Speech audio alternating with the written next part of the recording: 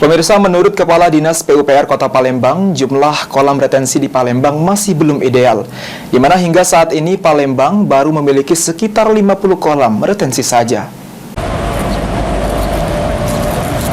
Guna mengatasi banjir di Kota Palembang, keberadaan kolam retensi menjadi salah satu faktor pendukung sebagai pengendalian. Akan tetapi, menurut Kepala Dinas PUPR Kota Palembang, Ahmad Bastari, jumlah kolam retensi di Kota Palembang masih belum ideal. Hingga tahun 2024 ini, pihak pemerintah Kota Palembang terus mencari titik ideal untuk membangun kolam retensi baru, agar daya tampung air sementara baik ketika hujan maupun pasang bisa bertambah, sehingga air tidak menggenangi jalan. Saat ini di Kota Palembang hanya terdapat sekitar 50 kolam retensi saja yang bekerja optimal. Padahal berdasarkan studi ITB, kolam retensi di Kota Palembang idealnya sebanyak 77. Dan studi berbeda, jumlah kolam retensi di Kota Palembang idealnya di angka 103.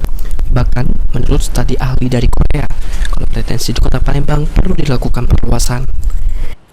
Gimana Pak? Udah ideal belum nggak? Belum, memang belum ideal kan. Kita terus mencari untuk kolam retensi yang bisa kita kembangkan, kita perluas atau kapasitas kita tambah sehingga daya tampungan sementara pada saat hujan turun, pada saat pasang ada air yang kita tempat dia parkir lah, berkantong-kantong air yang sehingga air tidak berada pada yang bisa menjadi kenyamanan masyarakat di jalan atau di pemukiman. Ditambahkan Kepala Dinas PUPR Kota Palembang Ahmad Bastari, saat ini masih akan dilakukan studi lanjutan terkait keberadaan kolam retensi di Kota Palembang guna penanggulangan banjir. Namun yang pasti, untuk saat ini pemanfaatan pompa bendung serta memaksimalkan saluran air akan dilakukan. Sandi Pratama, PAL TV.